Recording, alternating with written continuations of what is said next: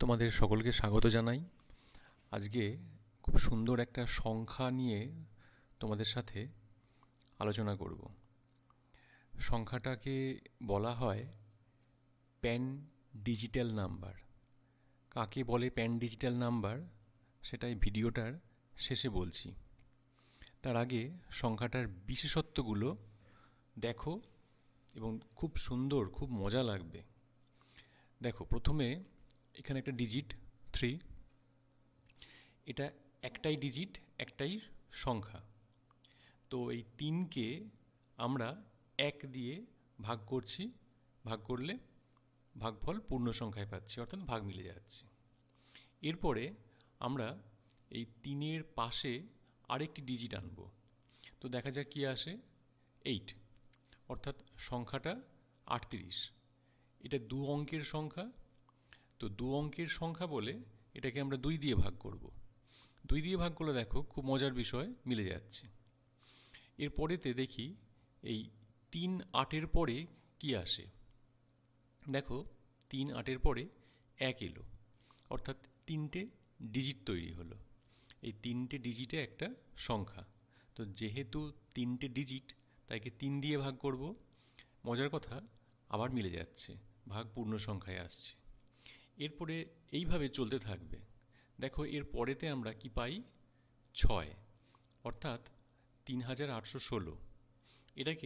এটা 4 ডিজিটের সংখ্যা বলে আমরা 4 দিয়ে ভাগ করব, মিলছে। ঠিক এইভাবে পরপর চলতে থাকবে। দেখো এর পরে আসছে 5, তাকে 5 দিয়ে ভাগ করব, যেহেতু 5টা ডিজিট তৈরি হয়েছে, এক্ষেত্রেও পূর্ণ সংখ্যায় পাচ্ছি। তারপরে আসবে কি দেখি, 4 আসছে। 4কে, এটা মোট হলো 6টা ডিজিট, 6 দিয়ে ভাগ করব, ভাগফল পূর্ণ সংখ্যা, ভাগ মিলে যাচ্ছে। এরপরে দেখি কি আসে সংখ্যা, 7। 7 সংখ্যা এলো এবং এখানে ডিজিটও হচ্ছে 7টা, সুতরাং 7 দিয়ে ভাগ করব।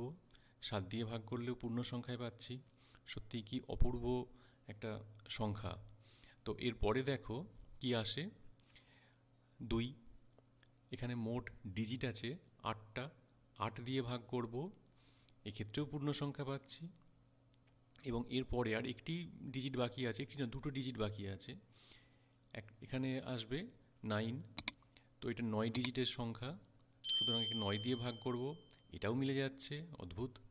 আর শুধু একটাই ডিজিট বাকি রয়েছে, সেটা হচ্ছে 0, 0।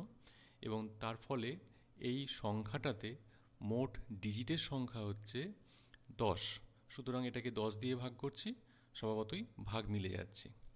এই যে সংখ্যাটা, এই সংখ্যাটাকে বলা হয় প্যান ডিজিটাল নাম্বার।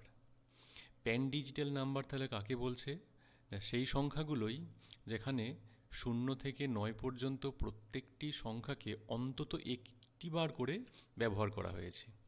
যেমন এই উদাহরণেতে দেখো 1 2 3 4 5 6 7 8 9 0, এই যে একটা সংখ্যা পাওয়া গেছে, এই সংখ্যাটা হচ্ছে প্যান ডিজিটাল নাম্বার।